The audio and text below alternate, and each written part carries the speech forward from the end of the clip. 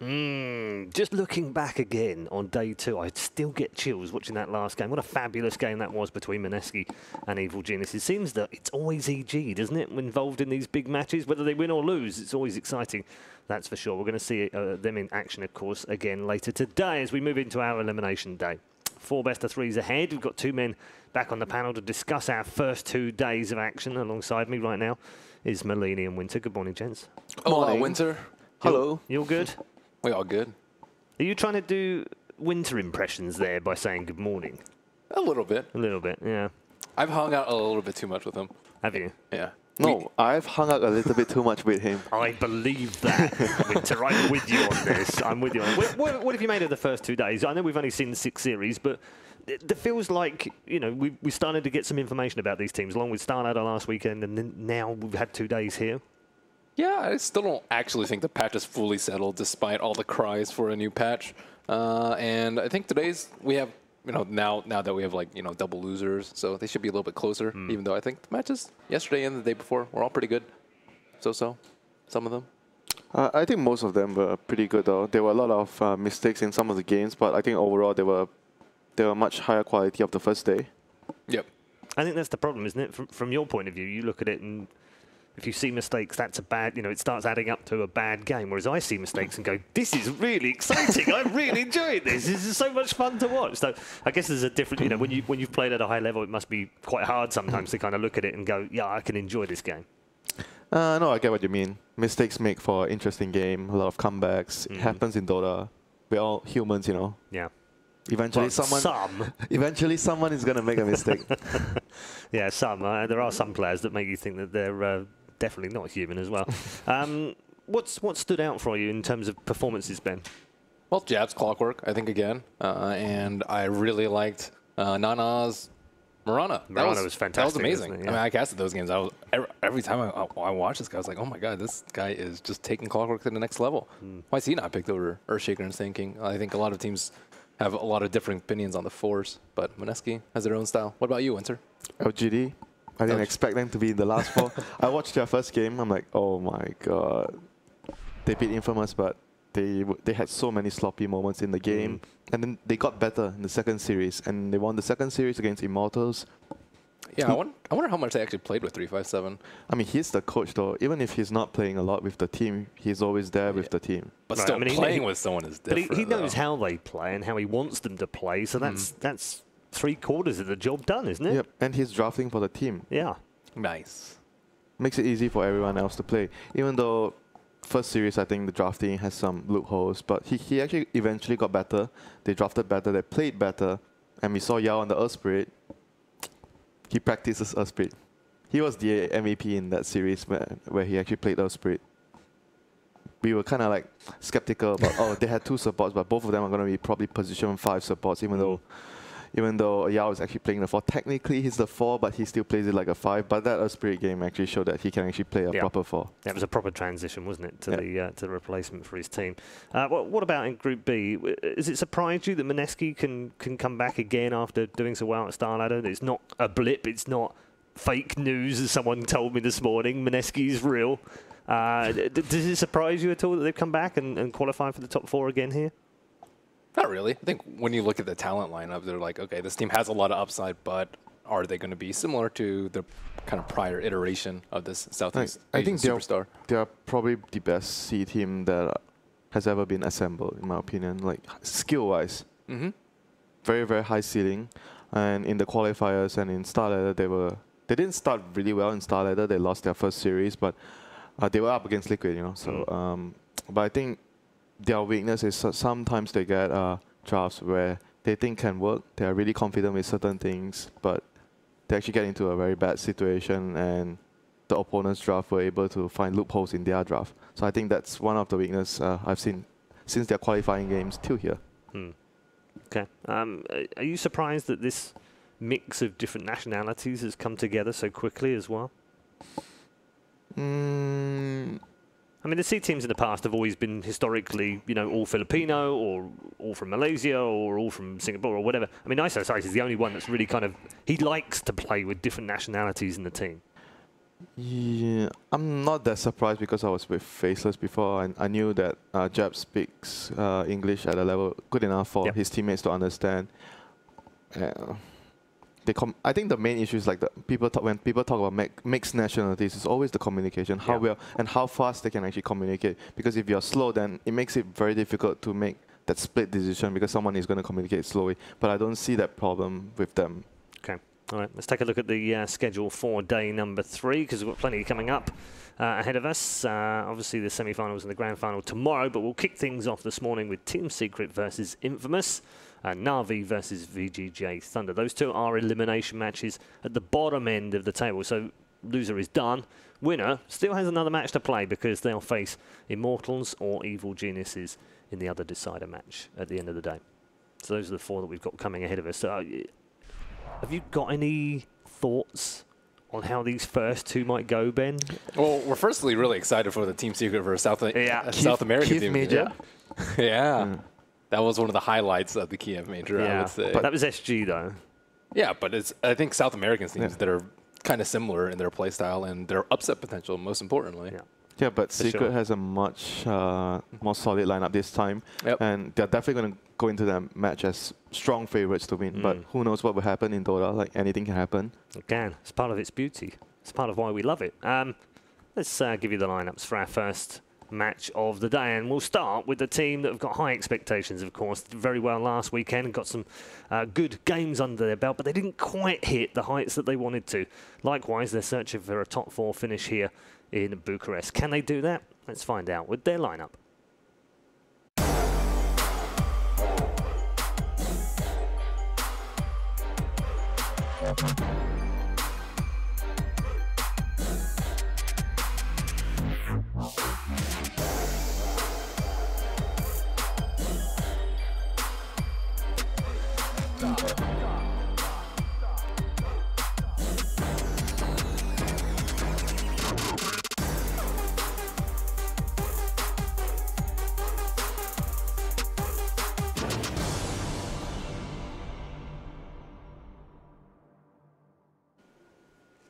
They were 28 wins and 6 defeats over the last 2 months in qualifiers and officials. That's a pretty decent record.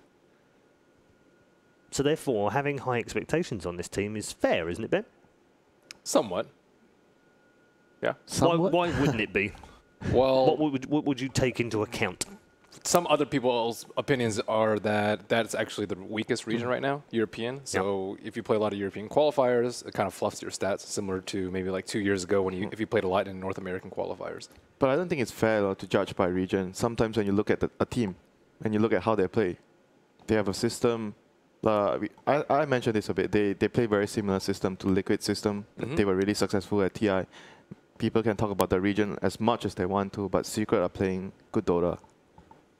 Are they playing well enough to do well here, though? They have a long road right now with the being in that. It depends on how the end game talk when they lost the previous series, and they need to like fix what's wrong. We had a lot of discussion about. I remember we see 4 heroes, and then the last hero Husker, one game, and the other game it was Arc Warden. And we weren't really too sure with the last picks both games. So maybe they sort their issues out, and we'll see a rejuvenated Secret here. And Fada, I think, has struggled maybe a little bit too. Yeah, he definitely struggled in that series. All right, well, we'll see if they struggle again. Their opponents in this first game are also a team who we thought might do better yesterday. We thought they might have taken at least a game off LGD in the opening match of the tournament in Group A, but nevertheless, they are a fearsome bunch, and they can produce the surprises. This is the lineup of Infamous.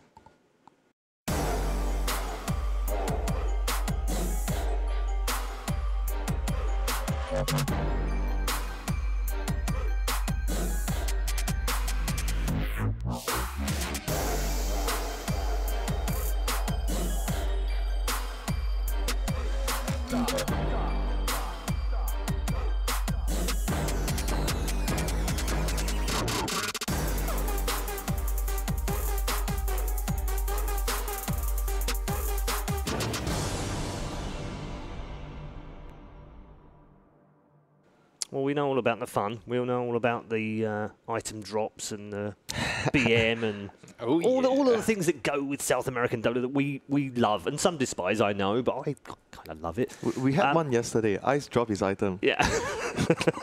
He's got all South American on us. But that aside, there is some high-quality Dota in these plans as well. High individual skill, I would say, most of them. But I think their main weakness is the team dimension, like the teamwork, the team aspect of the game, which is not as polished as the other more experienced teams. They are young, you know. It's going to take some time. I was going to say, what do you think binds that all together? Obviously, coaching does, but experience though, land experience. Okay. So this event is going to give them a lot of experience that they need to move forward as a team, to grow as a team, to get better. Yeah. Winning is not as important for a young team. It's about learning. You want to go to an event, learn as much as you can, bring it forward to the future. Okay. Completely agree. I think you can definitely tell just even from the way they win and they lose games. It's like they get ahead in the early game, which is usually just a lot of individual skill, outlaning your opponents with mechanical skill, and then mid to late game they just fall apart because they don't have a clear path to victory, which you just need to play a lot more in this kind of environment. We saw that a little bit in the first series, didn't we? Especially the first game against LGD. It looked like they could win that game. But I'm not sure if they actually have a captain player on the team, because it was their mid player. Papita was drafting for them, and like Ben mentioned, the mid to late game decision wasn't very clear. It felt like they were not having a similar direction in the game. So usually that points to not having a assertive person on the team when they're playing. Right. So maybe they need a little bit more direction in that. Guys, drop your items now. Simultaneously. That would be fun. That would be interesting. No, that would be bad influence, Paul. Okay, all right. This guy's bad influence. He is a bad influence. Everyone, Winter. You've taught me that, if nothing else, over the last 4 years. Do they change anything heading into this game? Do they look at it and go, guys, we need to play a bit more chilled. We need to play more. Or do they stick to what they know and what they love doing? I think they can play similarly to how Immortals played versus Secret, which is just take a hold of the early game and never let go. I think that's where they're actually really good at. Yep, and how they approach the latter part when they actually have an advantage, how they go high ground, control Roshan, how they take step by step to end the game. That's the, I think, main issue that they have to solve in this match. Yeah. What's the key matchup for you, Ben? Key matchup? Probably, I think Ace has pretty much been the single player that we focused on out of these 10 the most. So I would say him versus Kotaro. Because it's just Ace's. Kotaro also plays his weird heroes too. He was well known before Ace as a Huskar spammer. He was the original, the original Huskar. So yeah, I think it has to be these two. Okay. And what are their qualities? Weird? Weird. Yeah. Both of them? Yes. Very much Paul's not convinced. Well, I just think there's a little bit more depth here to both of these players. That's all. In particular, Ace, who's been around a long time, and he's kind of a newer name to some of the fans who kind of go, "Oh, where did this guy come from?" But he's been around for a long time. Maybe weird is not the right word. Unconventional carries. That's the same thing, but in a nicer way. Weird can be good, and weird can be bad, just like them. We don't discriminate here. There's nothing wrong with weird. Yeah. Winter, you can be as weird as you like on the show, and everyone will still love you. So what we're meaning is, like, you'll see these players that play Sven and Terrorblade, like Ame, right? Typical anti-mage carry. Typical anti-mage carry. These are that's normal. That's the opposite of what we're talking about. These guys, they like Veno, they like Lone Druid, they like Huskar, Arc Warden. It's kind of flavorful dispatch. Yeah, Brood. Like, these are the heroes that, like, you know, they're weird. But they win games. They win games, and they're good at wins. those.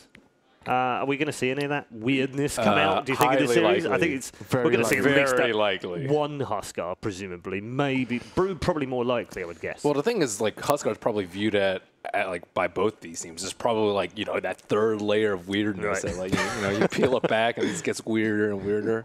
It's like some horrific film that we're watching. It's going to get weird. Is it? The draft? Is the I draft presume so. I hope so. At least one weird hero from each team. Okay, but you said earlier, Winter, the Secret can't do that. They can't get to, like, having 4 really good parts of the draft and then have a 5th weird draft. I think the important part of this is, like, the planning. If you already plan before the game, oh, we're going to pick Arc Warden this game, then you build an Arc Warden draft. Oh, we're going to pick like a Huskar, then you actually have a Huskar. Huskar draft, you're gonna have like a Dazzle or Oracle. They play those heroes, those defensive heroes. Yeah, well, they're not weird. Yeah, they're not weird. When they come Why in, haven't we seen either of those? Even those supports are weird. Dazzle's not weird. Come on, Dazzle's Have we like. seen that? It's a little bit. It's a little bit weird right now. Nah, Dazzle's not Little weird. bit. Dazzle's a normal support Little hero. bit. What's a weird support for you that would be picked? Weird support. That would be picked. Most of the supports seem okay, normal. I think his Bane to me is weird. Bane to you as well. We're going to see a Bane in this game for sure. Yeah. Puppy's been picking the hell out of it. Bane's weird. How's Bane weird? He's been picked a lot more, at least. Position 5, I prefer to have wave clear. Bane has no wave clear, so he's weird. Okay. You can always buy Radiance to make more weird. I'm done. Nice. Position Trigger 5. winter. I'm done. I think you've won that battle, Yes. that particular battle, Ben. Talking of battles, where are the other battles going to occur between these two in terms of the draft? Who are the key players that they're going to try and fight over? Schofield versus Yapzor, too. I forgot to talk about that. Yapzor has been one of the best position forwards that we've seen. And Schofield had an amazing clockwork performance. Maybe not on quite as caliber of Jabs, but still very, very good. Almost single-handedly won the early game. They both play very different heroes, though. Yapzor likes his Rubik, his Earth Spirit. That guy likes his Clockwork, Night Stalker. Very different. One is, I guess one is more, greedy. Straightforward. One guy is more greedy. The other guy is more for the team, you know. So they take out the Chen and the Lich because of how much Secret likes to focus on the mid lane. They want to give the mid one a very good game. Very similar playstyle to Na'Vi, how they actually put a lot of focus on the mid lane. And we see teams when they go up against Secret, sometimes Secret gives away the Night Stalker, but this game they're not going to do that. They're going to ban out the Night Stalker. Let's talk about priority a little bit. If you were either of these teams with these weird picks up your sleeve, would you want second pick? Yeah, why not? I would want second pick. Just confirm it, because most teams want first pick, I think. Yeah, because you want to snatch that. There's so many like very nice heroes that you can snatch. And they want to snatch Venom, I'm sure, if they can get Venom. Venom's in the pool. Do you think that's the same for all teams, though? Because I get the feeling like EG prefer to have last pick. Yeah, second pick you get the last Yeah, pick. exactly. That's Yeah. what we're So, saying. but not all teams. Some like- teams, I think some teams, I think for example, Minaski, they like first pick because they get to have a better chance of getting like a Venom, which they really love. Maybe they like dictating the draft, so they try and force the other team to kind of counter what they're trying to do. Yeah, and obviously Venom is a hero, you don't really care if you get counted because the hero just does so much. Well, it's out anyway, and we're all green so far, boys. That's why Well, PGL's like I said yesterday, Venom is the strongest. He's the worst green hero. The worst of the worst green. Yes. He struck down our 2 oracles as well, by the way, overnight. So they pick out Rubik. Rubik is like a hero that they really, really like to put Yapzor on, like the scaling hero. And some teams like to pick Venom with Rubik together because they want to prevent the enemy from picking Rubik against Venom because it can be annoying. The ward-on-ward action makes it really difficult for the Venom's team to actually push. And, Jakiro, again, like a very solid position 5. We've seen time and time again. These 2 weeks, Star Ladder, then here. Yep. Teams have been just falling back to this position 5 hero. He just like does a lot for your team. Very good in the lane. As a 5, I think he's like amazing, really. I mean, Yeah, one of when the, you think how much he offers the team. I would say if he has some sort of very good catch, then he would be perfect. But other than catch, he has He'd good. be OP, wouldn't he? Yeah, he'll be probably. Look at Earth Spirit. Earth Spirit has team fight. He has catch. He has silence. He has slow. He has damage. Yeah. The only thing that Earth Spirit doesn't have is siege. He can't siege towers. Yeah. That's when the Jakiro will fill in for that. That's that. I was going to say that's why they're perfect, isn't it? Yeah. Perfect partners in lane. Very good duo here. Very solid. Secret, on the other hand, it's a much more different kind of like duo. One, they're both gonna be very annoying heroes. Rubik is really good when there's they pick the Jakiro into the Rubik, so that's gonna be better ice buffs potentially. Very very good steal for Rubik. They ban out the CK. CK is one of those would you consider weird carry heroes? Not so much. Not as weird as the ones that we talked about. Is he good versus Venom? I guess so. I feel like we're building a Melini weird scale. Like, where does That'll he fit on the change Melini soon. weird scale? We can't even confirm this because after the next patch, then be all whack. All right, yeah. So they take out the Necro. No more green heroes. Yes. I guess the only green hero left is Viper. Yeah. Pugna and Viper. Pugna Yeah, is both those are still there. Razor. Huh? So Razor, does it tell? Wait, why did they ban Razor? They're gonna pick something. Something that Razor's really good against. We saw teams pick. Mineski actually used Razor against Lifestealer. He's really good against those like physical hero, Lifestealer, Lone Druid, and right clickers. Very annoying to face up against. I like this approach though with bans. A lot of teams focus bans on what they don't want to play against that the other team plays, but Puppy seems to be more.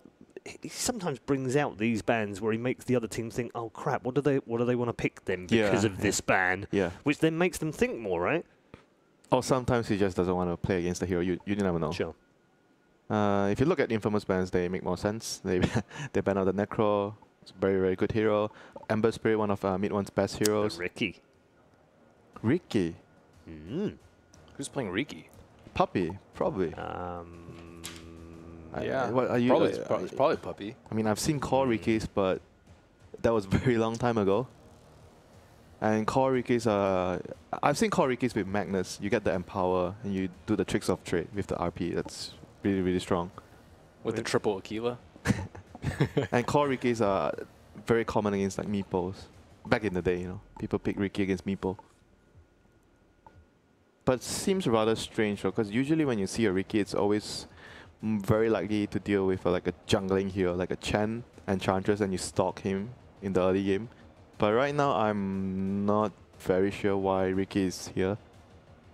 Sometimes you'll see a verse like Storm Spirit too for the Smoke Yeah, Cloud. or actually even a Puck. Yeah, Riki is really good. Smoke Cloud. But I'm not sure what is actually the plan here with the Rubik and Riki. If you do this two heroes as a support duo, it's kind of weird because both of them are going to need farm, you know. None of them are a very hard 5 position. So they are playing like a very greedy duo. We've seen teams attempt the Riki hard 5, though. But I don't think it's good though. I play Riki a bunch and I think the hero really, really wants to get farm. It's like a crappy tree. Yeah. The way they played it. So Puppy's played Ricky 3 times in his career. Yeah, I think he's most likely going to be the Riki player. But right now, Infamous, they have a very, very solid trio. Earth Spirit, Jakiro, Prophet, very, very strong lanes. And when you have very, very strong lanes and Riki is a support and he can't do much in the lanes, then that is going to be a very, very big problem. Because the hero will be very weak after that. They go with the Bloodseeker, which we saw quite a lot of success yesterday in the EG series. Good laner. And Bloodseeker and Venom, good synergy, because Venom makes everyone low, then Bloodseeker gets a ton of damage and move speed. But they are still lacking in terms of like stuns, you know, they don't have much stuns right now on the secret side, only the Rubik lift. So we'll see, maybe the last pick is gonna give them an extra disable. For Infamous now, they're looking at the direction of pushing. Very good sieging with the Jakiro and Prophet, so looking to snowball from the lanes, take down towers after tower, Roshan. I'm actually liking the Infamous lineup now. Very well rounded. Yeah, do you like the Bloodseeker here, Ben? No, I'm not sure. I don't think it's great for the team fight here. I don't think it's good in the lane, but it's not great wave clear. I mean, it's okay against Prophet in the lane though. I think maybe the idea is they want to get a good matchup against Prophet and put the Venom elsewhere. We get a Mushi Luna. Yeah, like it's just like you can see the very clear idea. Infamous has a very clear plan of what they want to do here. Group up and push towers. They win their lanes, they're going to group up and push your towers. I would have preferred a bigger team fighter though over Bloodseeker, just because like right now you're even before the Luna, it's like the Nature's Prophet and Jakiro is like, okay, they're going to take down our towers very, very early on, and Venom's not going to have time to do his defense. thing. Riki's not going to be good against a push. Dude, Riki's awful against push. Yeah, that's what's the Riki going to do here? I actually don't know why. This on the Merlini weird scale, this is right up there at the moment. But maybe they get an Alchemist, what if then they give him an axe. What if Ace actually plays the hero? That's possible, for sure. I still don't think it's good here. We are actually speculating a Puppy Riki, but you never know. But it's more likely his hero. Isn't that worse to have Quover Riki here than support?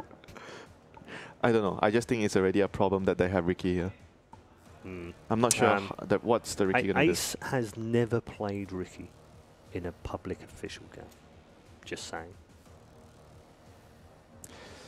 So Infamous is going to look for their mid hero right now. Dragon Knight, pushing hero. If they want, prefer Death Prophet. Death Prophet, yeah. Death Prophet is also pretty good with their heroes. And the lane is stronger, easier to kill with the Earth Spirit rotations. Yeah, actually, I like the idea more. I also like heals more versus the Bloodseeker. You just don't want a hero that's not going to die so much. Yep, so they're going to go for the all-in, kind of. I mean, do you consider that all-in? Nah, they still have good late game. Yeah, good late game. Good team fight, good lanes. It's fine. No big problem there. I think no matter what Secret picks here, I'll still side with Infamous. I would have to agree based on draft. So Secret is going to probably go for... They need some sort of team fight. Please. Team fight hero, but could they put Fata on a Venom and pick another mid laner or slash carry with team fight? Or you would prefer them to pick something like a big AoE hero, like a Tide? There's not much good options here though. Yeah, there really isn't. Unless Rubik is the team fighter, he steals the Eclipse, steals the Death Prophet out. Like Rubik has to be really fast. Yeah, I mean, if you're relying on Rubik for your team fight, it's not a good sign, Winter. Yeah, but what do they have here? That's not much good options. Technically, they have Exorcism, Eclipse. I tell you, there is one oddball here. Mid 1 has played Ricky. I know, but it's a bit... Zeus, maybe? Bloodseeker Zeus combo? It's okay, but this thing's weird. Not so great. Okay, so that's the off laner. So there's going to be their team fight. Earthshaker, Venom, a lot of damage. I don't think he's going to have any time, dude. He's not even going to get too much farm from the lane, though. That's what I think. Oh, wait, it's mid one shaker. Yeah. So off lane Venom. Yeah. Okay. So, yeah, Puppy's going to take the Ricky. Well, Infamous is I like more. It's very clear to see what they're going to do. I think it's easier to execute. I think they have better lanes. It's very hard to side Secret. Their draft is, although they are the better team, for sure, but with their lineup, they have to play inch perfect to win the game. Whereas Infamous, they can afford like a mess up here, a mess up there, and they're still in good position to win the game. All right. Quick predictions from both of you then, Winter? Infamous. Okay. I also have to go with Infamous. I want to see what the Riki does, though. Maybe the Riki will surprise us, Winter. Yeah, maybe. Maybe. That's so skeptical. He's like, no, it's not. I can read him like a book. Well, these two figure out who's weirder, I guess. We're going to head to our commentators for our first series of the day. Do enjoy this one. It's going to be a fabulous series. I can feel it in my bones. Cap and Blitz, it's all yours. Well, if I'm going to trust anybody, it's definitely going to be Paul's read of the game and how exciting it's going to be. We have a Riki picked up by Secret. I have no idea if this is any good at all. I mean, we've seen a couple bounty hunters, and I'm kind of okay with that. At least you get track gold. But Riki?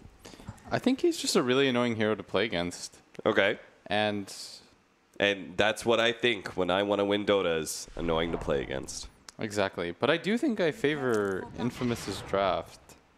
Like, I think Secret's the better team. Like, I'm sure Yapster is going to steal Eclipse like 4 times in this game.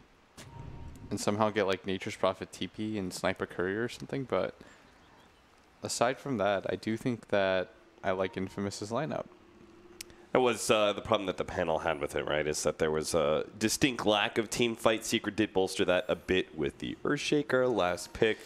I mean, Infamous also, team fight-wise, like, they've got good AoE, but not a lot of single target stuns or anything like that. They don't have their own version of disable. Like, this Earth Spirit's going to have to do a lot. Schofield. And I feel like if they're going to win, it's just going to be on the back of this Riki being really disruptive in the mid game.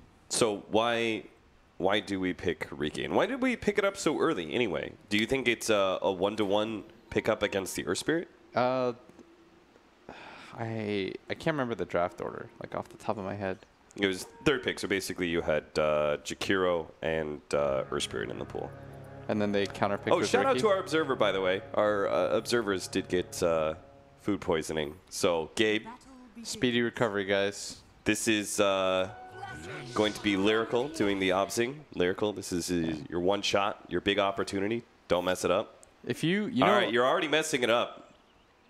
An obs is like obs is to be seen, not heard. An obs is like a goalie. It's like you only notice them when they mess up. They don't get the credit they deserve. Shout out to Scriff and Woodboss. Hope you guys get better. Yeah. But Puppy is already doing the NA classic of trying to steal the rune. And this mid matchup, they decided to put an Earthshaker mid. It sounds pretty bad against Death Prophet. You would think that, but when he's got a Riki, you just chill out in lane. yeah, I'm sure this Kind is of win the lane somehow- for him. Meanwhile, they're going on top lane. Fada, the Venomancer. It's funny how the first pick Venomancer, I was like, all right, we're going to walk away and say Secret's draft is going to be better because they have Venomancer. Yeah. Turns out that they got the Venomancer, the real OP hero of the patch, and But they have Veno and Shaker.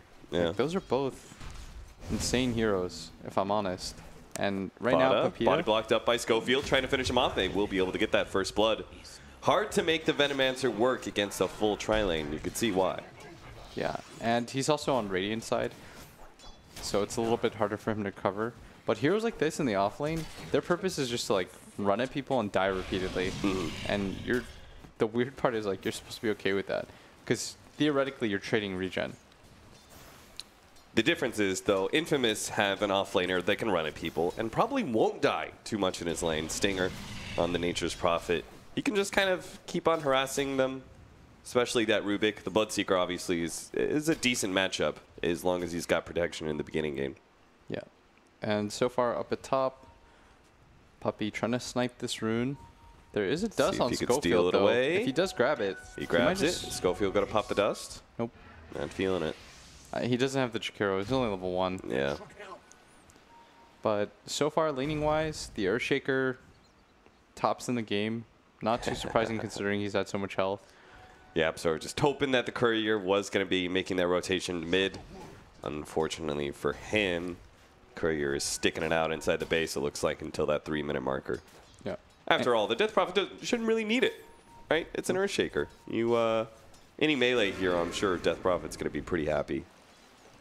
Yeah, once she gets Spirit Siphon. Excel's blocking. Puppy, he's going to just have to TP away. Pretty smart from Excel, picking up that TP scroll. But it now means that Venomancer can be in lane against a Luna. No longer has to deal with the tri-lane for a good 30 seconds. See, you just run at him. And if you look at the levels, like, everything's fine right now. Things are working out pretty okay for Secret. Like, this Ricky's already accomplished a lot. He's given his Earthshaker such a good start in this mid lane. I'm not surprised that he's up in CS. I'm just surprised that our Death Prophet hasn't been able to pressure him more.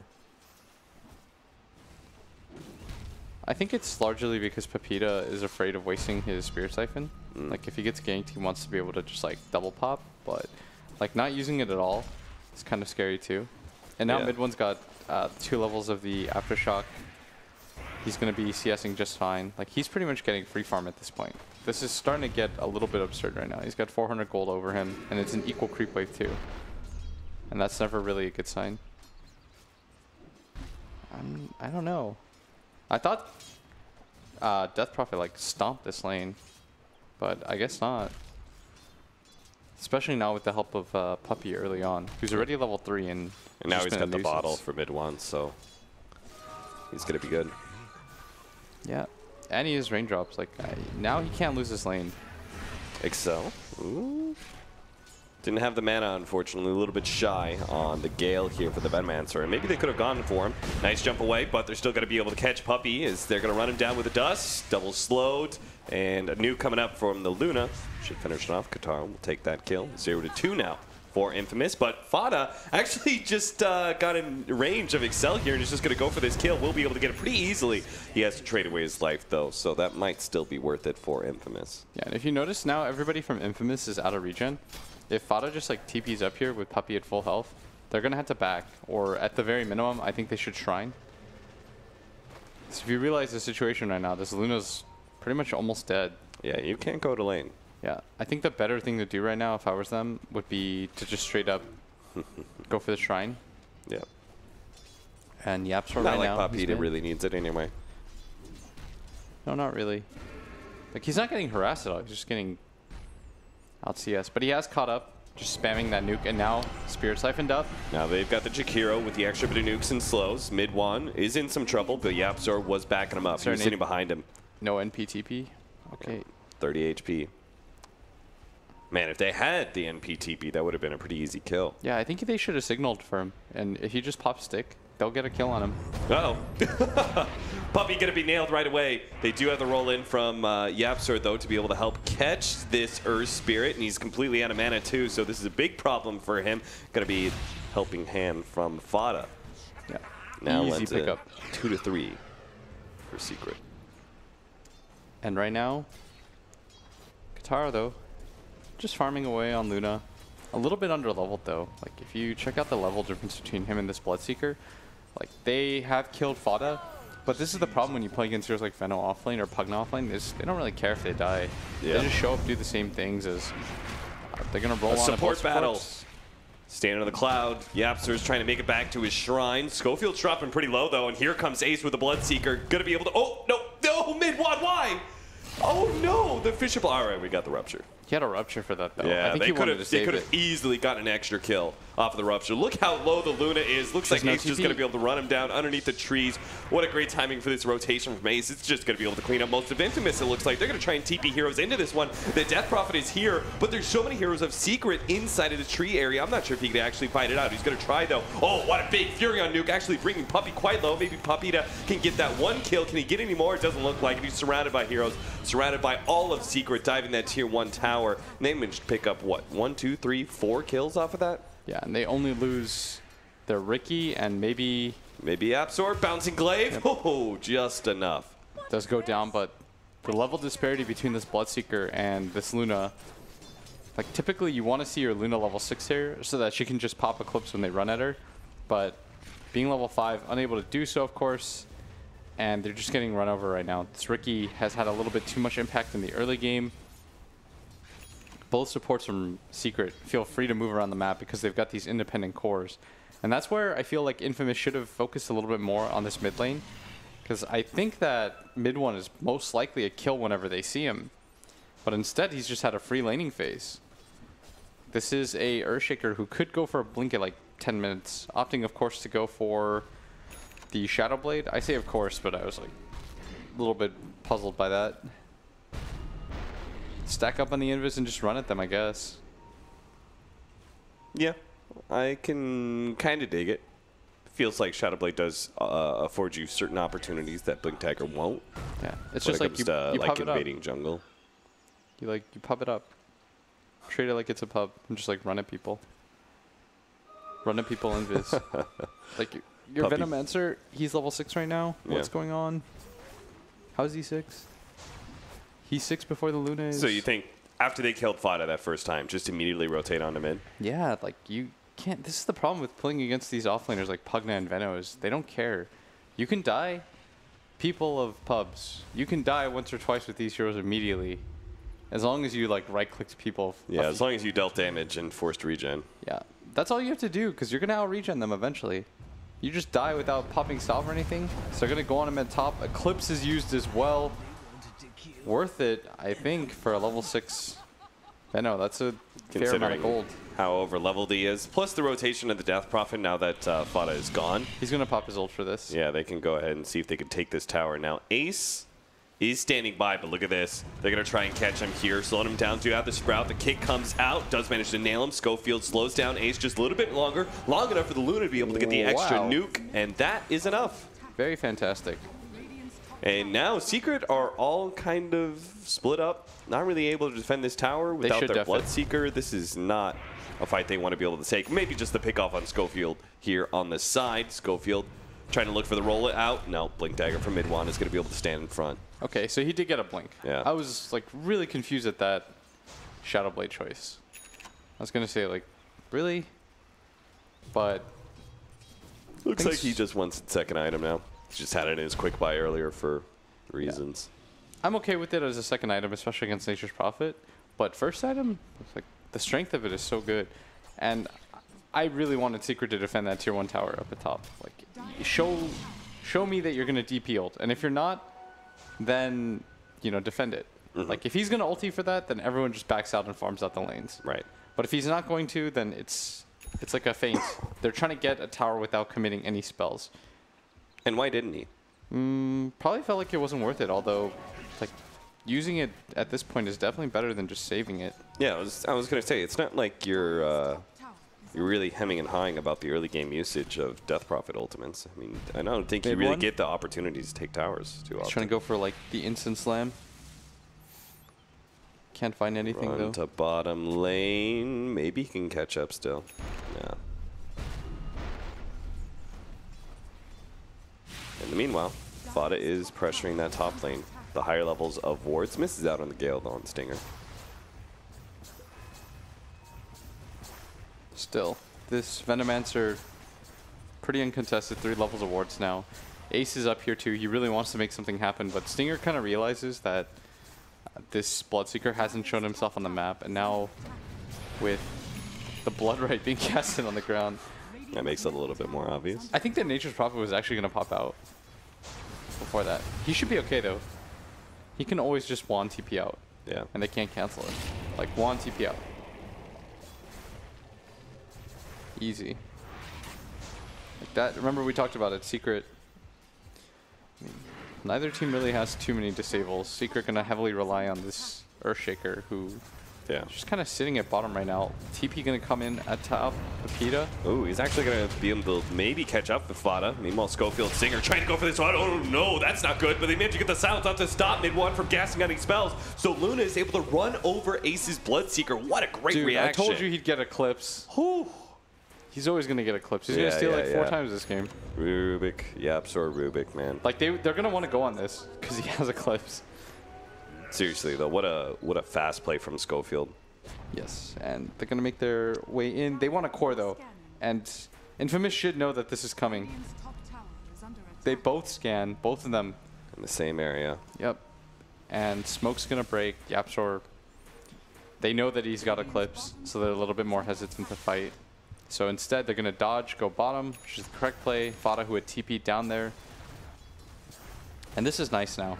Grabbing this bottom tower. Like the top one will be theirs. They have a Nature's Prophet cap. Like you don't have to rush these things when you have a Nature's Prophet on your team because you know, like guys, that tower is ours. At some point, we will go up there and take it anyways. Like Stinger will naturally push that out.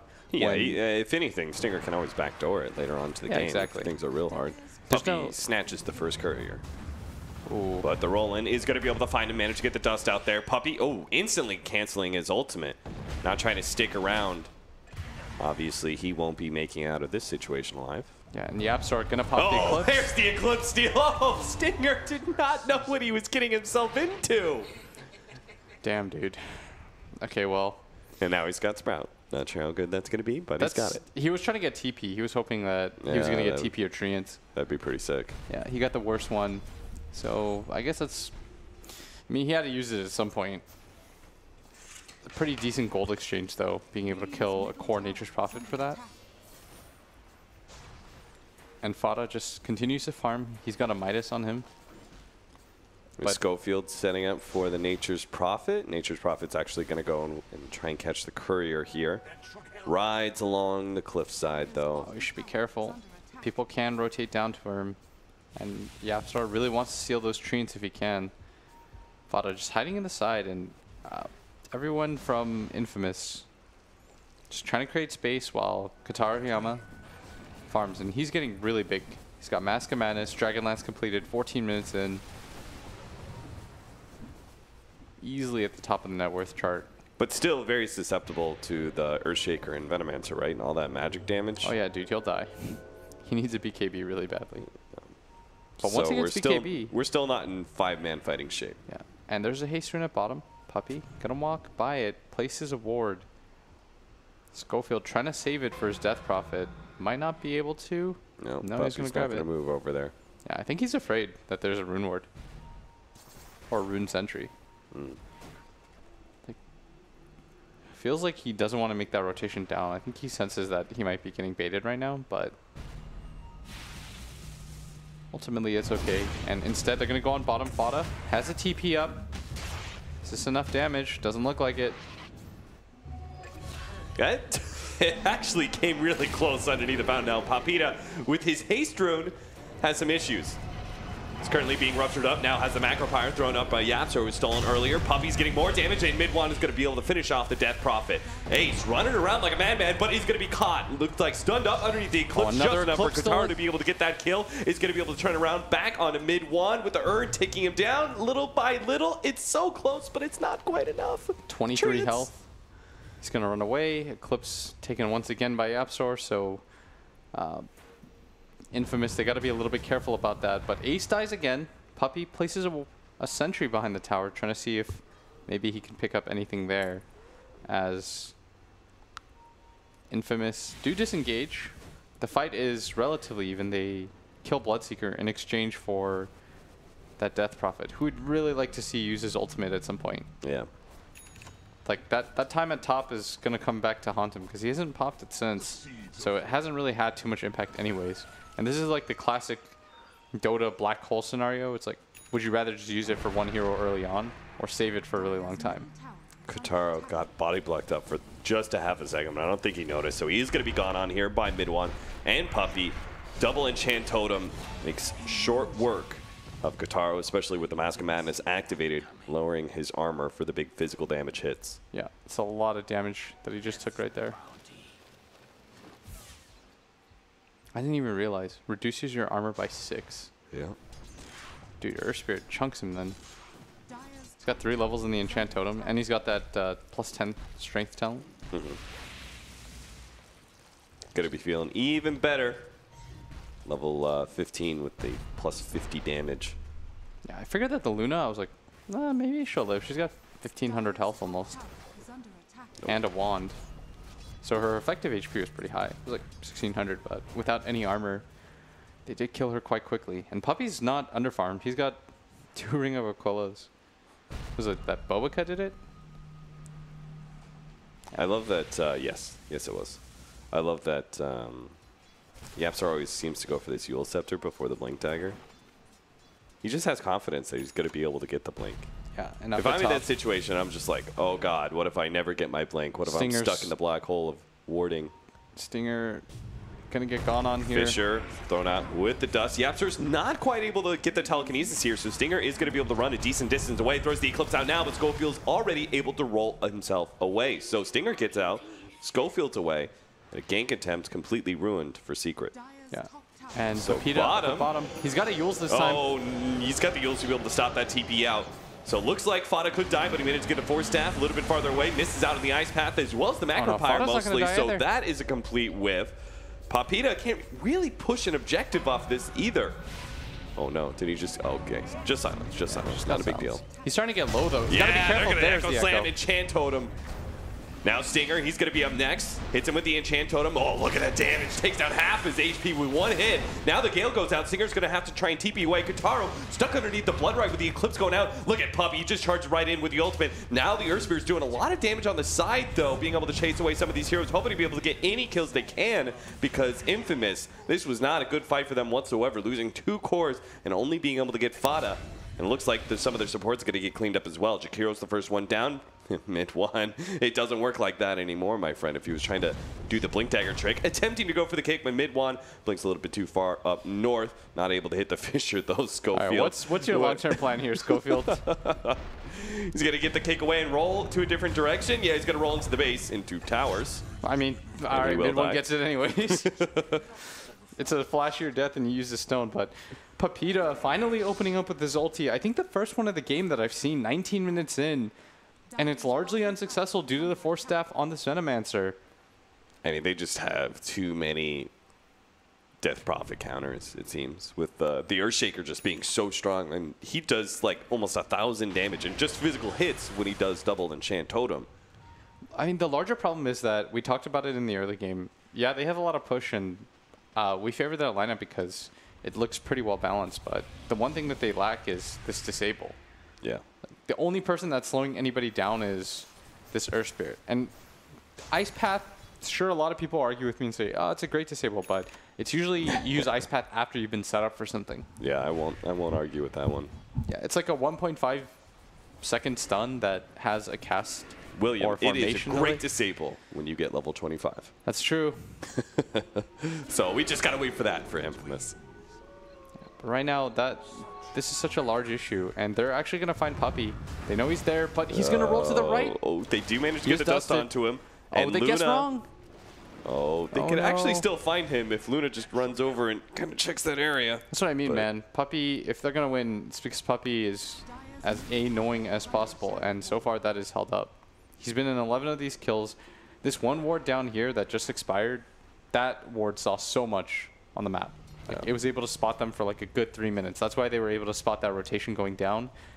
And, I mean, ward vision is often what's going to make the difference in games like this. Like this ward over here, both of them actually will spot Infamous as they leave their base, which is so important for Secret's lineup. It's hard to get good smokes when you have that good of aggressive vision. Yeah. That Infamous pretty much will never be able to conceal this kind of information. Like Infamous has pretty good vision too, and they're trying to protect their own jungle, but like, things just aren't working out right now for them. So at this point, we could say the laning phase in this early game kind of failed. They weren't able to get the sort of death ball 5-man rolling where they just take a bunch of objectives. But we can definitely give them late game, right? They've got a Luna as a carry. They can have Death Prophet as well as kind of a semi-carry. Furion's great.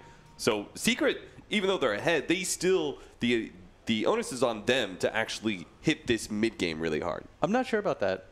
I think it doesn't really matter how much damage you have. If you the can't, initiation's better? Yeah, if you can't put out the damage, then it's kind of pointless, right? If everyone just runs away from you. Like they're gonna need to get some like Hexes and Shivas. Yeah. If they're gonna want a team fight. Otherwise, you're gonna get kited.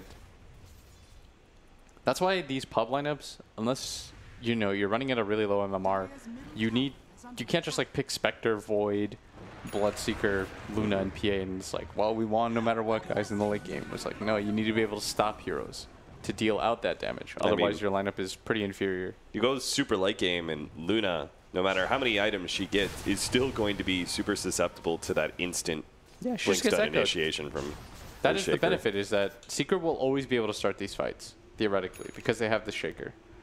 And that's why this Earth Spirit has to deal so much. And that was the point of concern for me when I looked at the draft, is Schofield has to do a lot. But he's got a lot to contend with, because every time he goes anywhere, Puppey's just kind of in his face with the double ring of Aquila. I don't know why I find that so funny. Well, there's Samantha. So at least our Luna's going to start picking up speed when it comes to farming. Our Furion could use a little bit of boost, but he did go the hand of Midas, so I guess over time he will be able to do some recovery. And they are going to start taking some objectives. Looks like Papita is going to be able to use his first ultimate on an actual objective. Yeah, second ulti of the game, but I like this one. Commit for the tower. Like, yes. It's always that classic problem when you have really high cooldown ultis, is you feel like you don't want to use it because if you use it, the enemy team will just do something, and so you end up just not using anything for a really ran long time. into Stinger. They finally caught him. I thought Stinger was going to play it super safe. He did. He was on his side of the map for the most part. Not long enough though, and as a result, Yapsura will steal the treants. Yeah, and Fada just pushing out top lane. I would say that the benefit for Infamous is that it doesn't seem like Secret necessarily want to fight. And lane shove-wise, the only person really that's been doing anything is Fada. Maybe there is a scenario where Infamous just gets tanky enough. Like if they all just get BKBs. If they get enough BKBs and some armor items, maybe like a butterfly on this Luna, which isn't even that great against Bloodseeker and Earthshaker. Yeah. She's going to need a lot. She needs a Satanic at some point, most likely a Scotty. Look at Secret fighting outside of the Roshan pit, taking these engagements while they're still finishing up the Rosh, have the Aegis in hand, and now the carriers can join him. But the fight's already over. They already got the kill on the Jakiro. Yeah, they're not struggling at all. 7k up. Even with this Luna being so farmed, the rest of the heroes on Infamous. Like this Jakiro has 798 net worth. Okay, so in a way, the net worth isn't as bad as it seems, because Jakiro is so far behind. And who the hell cares if Jakiro has 1,000 net worth or 3,000? I mean, I care a little because it's not 1,000; it's 825. Like, that matters. But I mean, what item do you get as a full-on hard 5 position Jakiro that makes that big of a difference? more items. More More than this. You'd have to imagine this is not the life you wanted as a Jakiro. Like 25 minutes in, you've got boots to your name. Like, this is your legacy. It's like one day you'll pass away and you'll have boots to give. It's not a good look. Like, look at Puppy, dude. He's got rings. Dude, why? Okay, answer me this. Blitz, why the hell does Luna's glaives not bounce to other wards? I don't know. It bounces to other towers. There's just some weird interactions that I don't quite understand. Nice fuck, can you fix this? It's all good. It's not like Luna's overpowered. Venno needs these buffs Yeah. to be a viable hero in Dota 2 right now. Without them, I really don't know how he'd succeed. Lord knows. We wouldn't want to see a meta where Venomancer is not top dog. And right now, I mean, everyone's just farming on the side of Infamous. They don't feel like they can do much more. They are going to pick up a kill. Puppy's like doing some weird juke back and forth thing, but there's no way he should live. Throw out the cloud, hoping to get a leap. Can't do it. That would have been crazy if he left. If he just got out of there. Yeah, That we just need the... He just needs the Blink Dagger build for that ultimate survivability. Yeah, and Fada, at the same time, uses that space very well. Pushes out that top lane. Hasn't really died since the laning phase. 1 in 4. Score doesn't look great, but he has managed to grab both these towers up at top. And he's pretty damn farmed. Yeah, he's really farmed. Got Hanamitis, Hurricane Pike, and is going to be completing a Maelstrom, it seems. Yeah, no issues with his farm. He just wants to turn it into Boots of Travel eventually, right? No point in getting any of the other upgraded boots. Though, I thought all Venomancers went like phase boots, man. That was like popularized for a bit, right? In the last one? Yeah. That was weird. I was thinking about that too, more and more. Puppy. That's all, Will. Pushing up You that were just bottom lane. thinking about it. I mean, I was just trying to see if it was viable for us to try 3 smokes into the Luna. Goodbye. He did. There's all your net worth gone. Yep. They That didn't even have to is- expend Echo. Like, this is always the problem when you can initiate like this. And it's what makes Earthshaker, in this meta at least, fundamentally so good. You just run in. They have no time to react. They just get an instant kill on your top net worth hero. All of a sudden, a 10,000 gold lead temporarily turns into a 25,000 gold lead with the 5 versus 4. And there's certainly no way Infamous can fight through that. Yeah, like this Nature's Prophet is so poor right now relative to how you normally view Nature's Prophets. Yeah. What about an Aghanim Scepter for him? And is this one of those weird games where you're just like, all right, I got to delay the hell out of this one? They're trying to kill Puppy's Riki. They've got him again. He's going to stall it up a little bit. Try and surround him with Treants. Oh, he has had the Blink. blink. He has the He blink, bought so a he's Blink. good. I was about to say, like, Puppy's the only hero that they can kill, so they might as well just keep killing him, and then he has a blink delivered to him. Of course, not taking any damage under that ulti, so just gets a blink off, runs away. No problem at all. So now they have no heroes they can kill. Yeah, maybe. I would have said they can kill Yapzor, but he pretty much has Ags. You know what he's trying to do, right? Steal the Eclipse and the throw Eclipse it on. and then throw it on Puppy. Throw it And on Puppy, blinks Puppy's gonna in, blink pops it. the ultimate. Yep. That sounds like a sick play to me. That is 100% the plan. Are you sure, though, Will? What about stealing the macro Look at that pyre? gold spent on support items, 740. Yeah, Yapzor isn't about that life. Yapzor I'm is surprised not he about that spent life. 740, to be honest. I Yeah. thought it would have been 0. Statistically, this must be like one of the highest games that he spot wards on. Is in mid, they're gonna go Oh, for. that is so much nuke damage already. They brought him down to half health. They just chill. They back out. Yeah. They're so mobile. There's no disable on the side of Infamous, so everyone just like parkours away. Nobody cares. They're not afraid of you or your BKB. Pop that ulti. One by one, the BKB charges will start dwindling.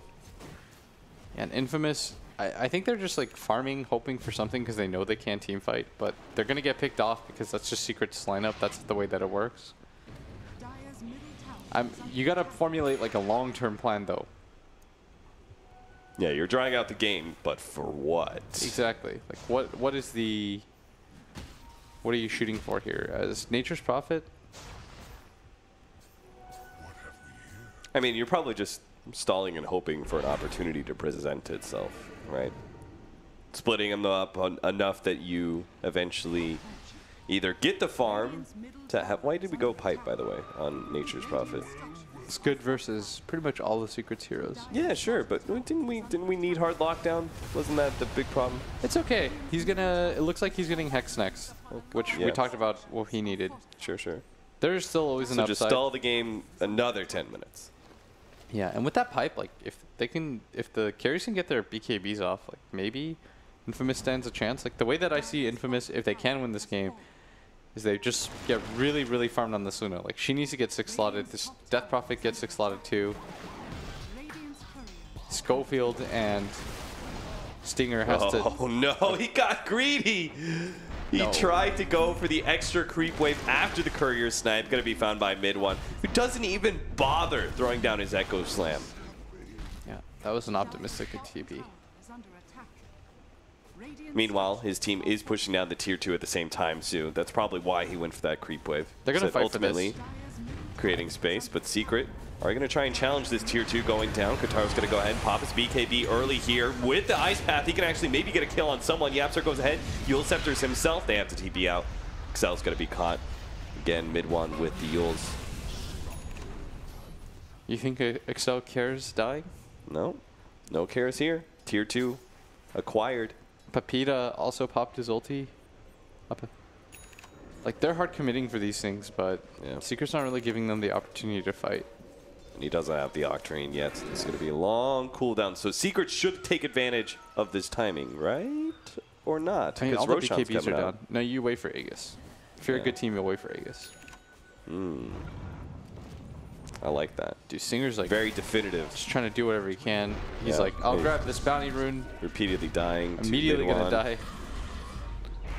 The pipe. Haha. But what can you do about that? Apparently, like, two-shot you anyways. The sad part is that, like, Secret's supports also scale pretty well. Rubik with the Aghanim Scepter, and then obviously the Riki can Did they turn kill into a Rubik real last damage fight? dealer. No, they did got not. low, He though. Yule Sceptered himself. Yeah, they used He a was lot good. too. I think they eclipsed for that. Mid one shows himself at bottom, then TP's up top. Trying to see if he can find anybody with Puppy who's got that Blink Dagger. Maybe they just run into Kotaro Hoyama right now and blow him up in like 1 second. Yeah, that's pretty much what I'm expecting. Excel's kind of babysitting him inside of the jungle. It's never what you want to see, is that you're so scared that your Luna has to neutral all the time, and you have to protect him with the support. And that's all right. I don't know if Excel really counts as a bodyguard more, more than just like a hopeful bystander.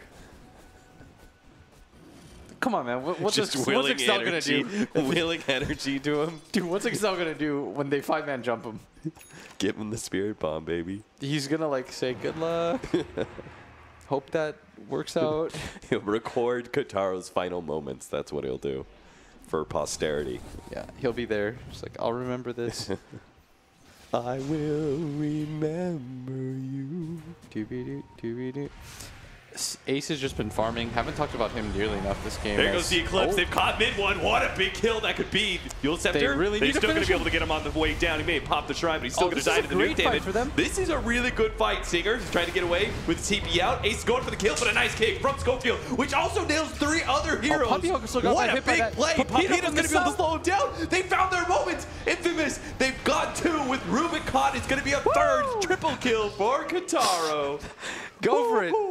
You have Roshan. There's so many things you can do right They now. have a butterfly. They can do Roche. They might even be able to take a tier 2 after All right. Roshan. If you subtract this Jakiro's net worth from the game and make him even a puppy, they're only down by 2k gold. I know that math, it doesn't seem like it's good math, but it kind of works Just out in my magically head. inflate. It kind of works out in my head. Okay, okay. It's really like a 1k gold lead right now in my brain. This is not much at all. Now they've got the Aegis. See if They've they got can a get a Hex tier suit on their 2. Nature's Prophet. Whew, this game turned pretty quickly. Dude, they're doing it. This is amazing. They're gonna even take a tier 2 mid, and again, it's kind of even-ish. Their Luna is getting stupid farmed right now. So I know there's going to be a lot of people saying, like, man, I can't believe these guys ever doubted their ability to fight. But, Will, what would you... Okay, Puppy's just trying to suicide or something. Dude, the blink away. Schofield, like, somehow caught everyone with his one disable. His one kick. And they also found mid one first. That was the big thing, is they found mid one before anything. Like, them catching mid one right here was so huge. Schofield just goes in, creates a barrier, and they use a lot of spells on him. The Gale was dropped on him, and if you notice from the north, Pepita's just making his way the down. The TP out and the kick. That 1, 2, 3. Oh, man. Just completely traps him. They kill Puppy with that one, and then Papita is just here for the cleanup. Yeah. If Ace had gone down. Like, yeah, if it wasn't the Earth Spirit and Jakiro being so low and he had so much movement speed, he might have been caught, and that could have been an even bigger win for Infamous. Dude, that would have been absolutely massive for them. This guy's got Aegis, so they're going to have to try and blow him up without using any big spells, and they are going to throw out the Echo Slam, actually. The Ice Path catching up mid one, misses out on the kick, but it does manage to hit Puppy as he comes out from his ultimate, immediately managed to get the disable onto Kataro. Oh, Furia. Looks like he came in from behind. That's no good. Ace is going to be able to go straight for Schofield. And now he throws out the Blood Right with a Rupture on top. They've kited this poor Kataro so much. He finally pops the BKB, but it's a bit too late. He may throw out the Eclipse, but the BKBs in return from Secret renders it null. And the Eclipse stolen from Yapzor will get the extra kill. And just as you think Infamous got a shot. Infamous! They needed a 5-man. They had Aegis cheese. They were so strong. It took them so long to kill Kataro, and he waited so long in that BKB usage as well. Oh no. Before these last two fights, what would you have given the chances of Infamous winning this game? 35%.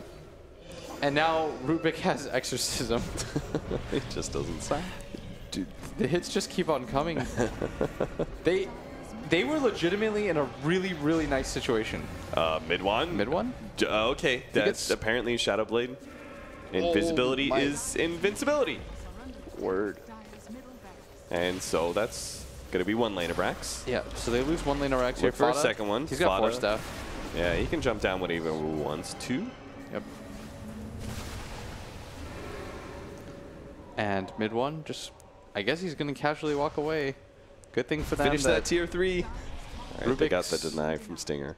All right, so they lost 1 Rax. But, oh, everything was... It was looking so decent. And I really like comebacks. And I was sensing one in the making. Like a really nice comeback in the making. Mm-hmm. They were down like 5K or something. And Secret just made you look the fool. Ooh, they did. Not a... Now it's an even bigger lead than it was before. Yeah. Over 15K. Mjolnir complete for Fada, so he does a lot of damage. He's getting close to his level 25.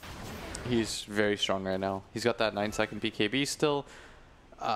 Ace right now, who we don't talk about nearly enough. That's our bad. He's almost got a heart. He's just been steadily farming away. Hasn't really died. Like, kind of just playing his role very well. It's really surprising to me that he was ahead of the Luna right now. Yeah, like those kills really picked them back up. Now Luna's going to be caught. BKB gets activated, but he just doesn't have the damage to turn and fight all 4 of these heroes. They are now just in shambles. Like, Infamous, I mean, their Luna almost had a Satanic. If they just chilled, everything was okay. He was going to grab a Satanic. And with the Satanic BKB Butterfly, like, they can 5-man very well. Yeah. Once you get another item on the Death Prophet, who looked like he wanted to go for a Blink Dagger because of their lack of disable so that he could continue to chase, things get even better. But now it's Secret going on the high ground offensive. Mid one was seeing if he could pick up that Nature's Prophet. Unable to do so, though. Almost a BKB completed on him.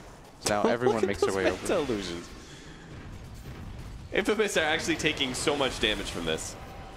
Ace slowed down. They managed to get 2 stuns on top of him. That's all the stuns they have, though. Oh, they needed to hex him. Papita is just going to get turned around on with the BKB activated. He has a Rupture up. Pops BKB, got but cheese, he's just cheese, taking too cheese. much right-click damage. Oh, actually, the cheese maybe he can kill Fada. That's going to be one down. Ace is dropping as well. Papita is going to be able to get the double kill off this one. The Ice Path managed to snag up Yapster long enough for Papita to be able to get him.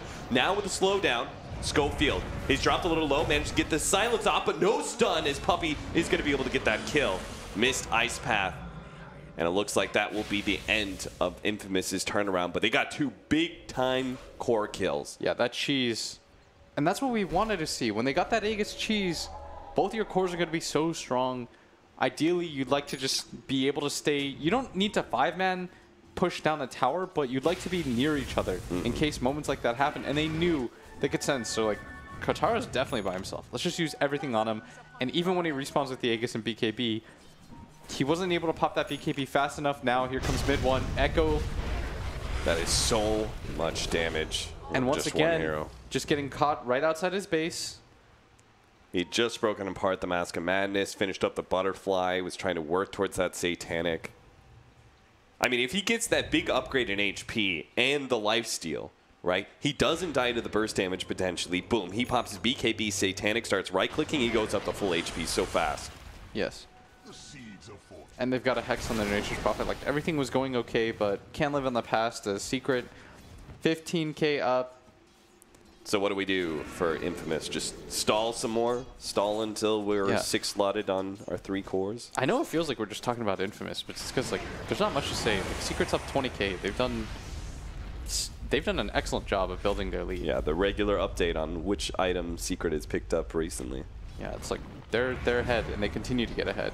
As Puppy mid, double Ice Path. Oh, nice Ice Path from Yapsor. Throws him into the Death Prophet, just to prolong the stuns as well. And mid one from the north. Mid one. Gonna go on Stinger. The double kick is there. Schofields, he's going to be able to catch him with the silence on top from the Death Prophet. He tries to throw out his ultimate, but doesn't actually get anything with it. Secret will manage to back themselves away. Yule Scepter slows him down. Papita's still trying to help his allies get out of this situation with the silences. And this is where the nasty part occurs, where they just keep on getting poked at. Was that the Earth Spirit stone that he used? Yeah. I didn't even know that worked like that. Oh, Stinger picks up the courier. And he's almost got a BKB too. Like, things are starting to be okay. They're just trading couriers. I was like, things are starting to be all right. But they send the courier near that bottom to set up for that Luna Satanic, which I think she should just buy straight up. Like, yes. Don't save gold. Play for the win here. Roshan time, right? Secret. Yeah. Waiting on Roshan number 3? Yeah. With 4, next Aegis something like cheese, that? it's going to all be the pretty same. hard.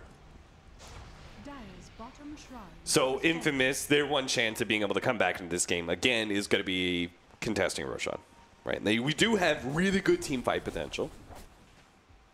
They're going to want to do some sort of smoke situation. How does Secret, knowing that that's the one opportunity that Infamous will have, what do they do about it? Like, Just set up good board vision. Try to have your heroes all together. There's a BKB completed on mid one now, almost level 25. Everything right now for them is working out just fine. What do you go here, by the way, for Shaker? Do you go for the enchant cooldown or the 600 health? Enchant totem. Okay, 600 health's a lot, though. Pretty sure. It is a lot. But enchant totem is such a Roshan's huge up. source of damage for you. Infamous don't seem concerned by it. In fact, they're all just going to head bottom. Katara did finish his Satanic, playing for the win. I like that. Get that 15 all stats, and all of a sudden you've got like 3,500 health. Well, the Sprout does spot them out. And Stinger's got to get out. Nothing they can do about it. Stinger's really got to get out. Yapster's on the hunt. No, Stinger. Flee. He wants to push it to the limit, and honestly, he kind of has to. Yeah, he has buyback too. He's one of the few heroes on his team with buyback. You might as well. Trying to catch as many of the creep waves with his ultimate. Stall up Secret while they've got this 5-minute Aegis. Jakiro's got that 150 GPM tel now. He's going to slowly start catching up. Stinger, you better TP right now. Mid one is on his way. They're going to try and slow down his regular TP. Stinger, need to pop the TP scroll soon, dude. Oh, no, mid one's here. They're going to be able to stop him. Yule Scepter. That was so greedy. Yeah. But has buyback, so not the worst death in the world. I mean, you pop it just right away, just to try and get more split pushing done. I don't know. I understand the attempt, and it's very easy as a commentator to just say, like, because they're playing blind right now. They don't really see anything, and there's so many shadow blades, and they can't get sentries up everywhere. So I kind of agree with the risk. It's really easy for everyone to just say, like, oh, he should get out. Like, of course, we can see a bunch of moving dots at him, but I think the decision is inherently correct. Yeah, he has to split push. You gotta shove out that lane. Otherwise, your top lane's gonna get shoved in because they have Aegis. Yeah, which is still kind of the same situation where, you know, might as well buy back just to split push. But it seems like his allies are actually doing well enough with this bottom lane push. They might be able to stall for the 20 seconds. They're going to be able to get YapzOr here. Stun number 1, and that's all the stuns that they have. So YapzOr is going to start walking himself away from this engagement, and the turnaround is going to happen with mid-1 being able to TP in. They're going to catch Schofield. Kataro goes ahead, throws out that Eclipse, but he's ruptured up underneath the Blood Right again. Oh, no, that's the Axe ultimate. He has to pop the BKB. He's got Peter's here, though. He managed to catch mid-1. If they can actually bring him down, but they don't have the counter vision. He's able to walk himself away from this one. Both of the cores are still somewhat healthy for Infamous. But they're not looking good enough to be able to take this tier 3. They're going to have to start backing up soon. Puppey almost gets Schofield, does manage to nail him with the blink forward. Looks to be able to chase away the rest of the supports while Papita's finishing up Ace so quickly. That's just going to be the Aegis, though. This is still going to be Infamous, easily able to fight this one. Stinger almost managed to TP out, surprisingly. Papita does manage to make it out, though, and that's pretty important because him and the Luna, both through their ultimates, they need to rapidly push out these other lanes and not let Secret get on top of them in this next 60 seconds. Yeah, they did lose their racks up at top. An aggressive maneuver was made. Ace. Look at Secret just filing in, mass TPs into the mid lane, and that's where Papita is going to get caught. Pops his BKB, knowing that mid-1's right on top of him, but the BKB is just not going to last for long. Tries to throw out the Shivas to be able to stop the blink forward. Mid-1 is going to be caught by it. And Deathroth is just too damn fast. So it is a little bit of wasted time here for Secret. And they want to try to go high ground here still. They know that the Nature's Prophet bought back for that engagement.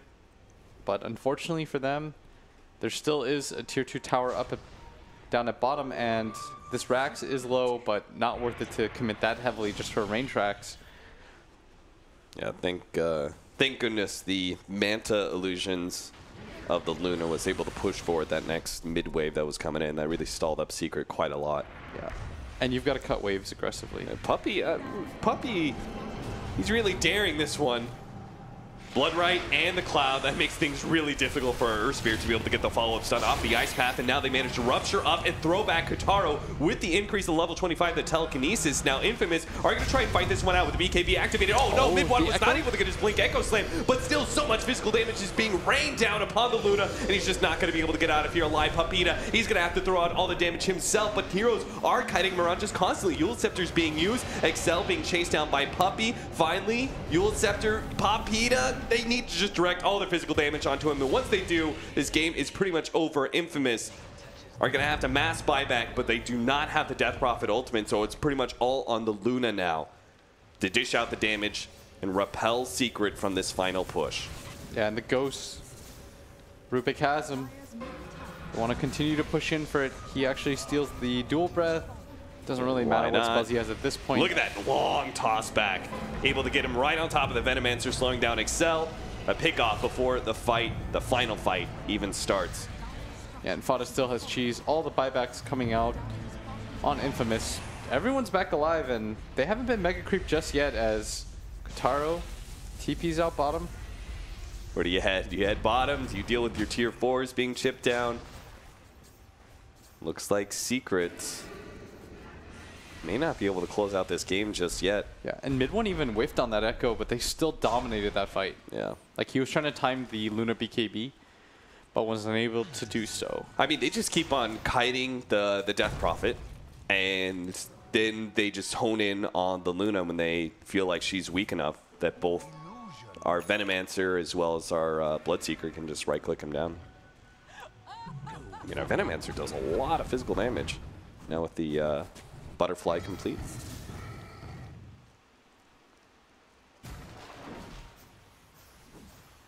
So Papita is actually going to be going for Blink Dagger in order to assist in chasing down these heroes that keep on kiting him away.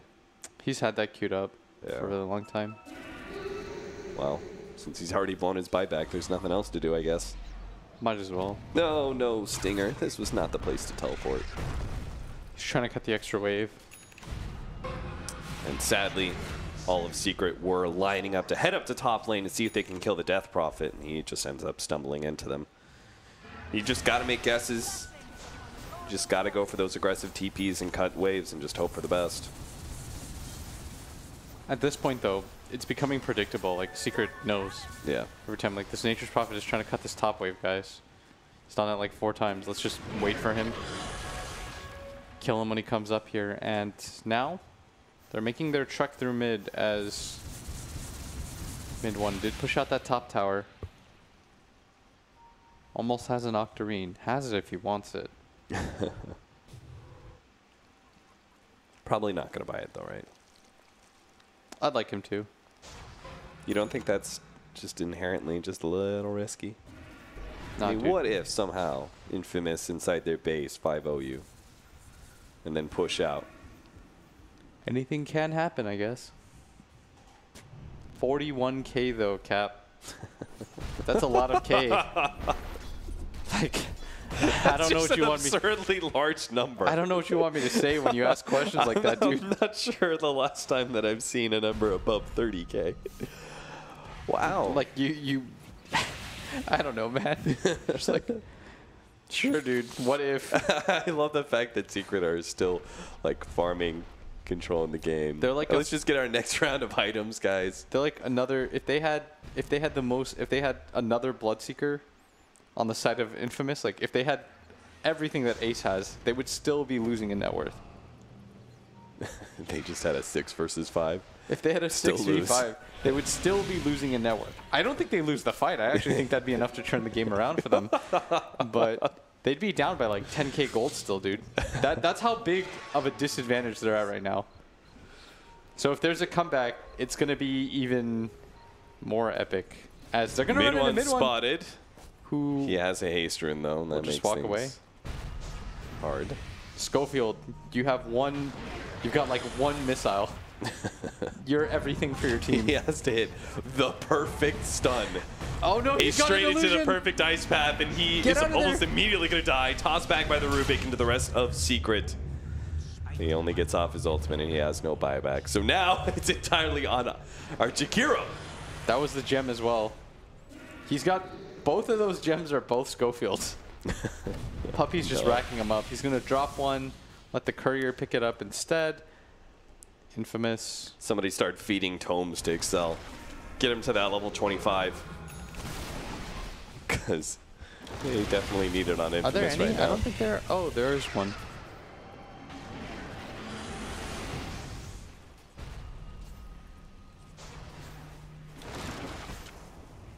Bit by bit, Secret will start chipping away at that tier 3. Fada leading in front. The rest of Secret sitting behind him.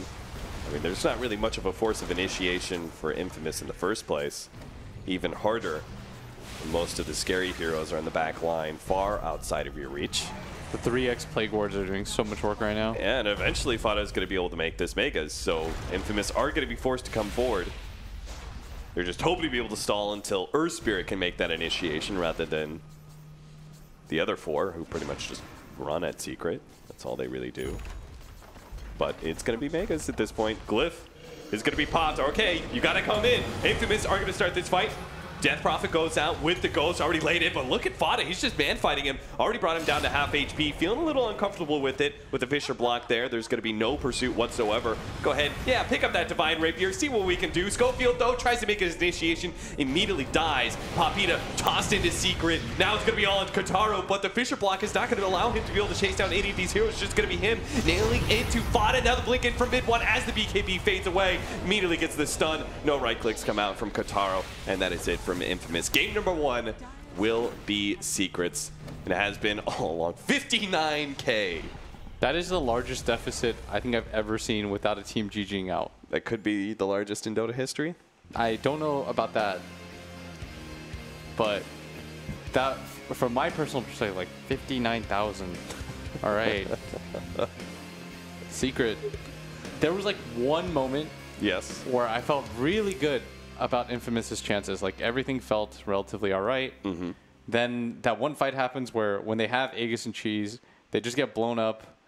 Oh, that was a rough one to lose. So if we're Infamous, we probably learned a couple things. First of all, when you get a comeback opportunity like that, you have to fight, man.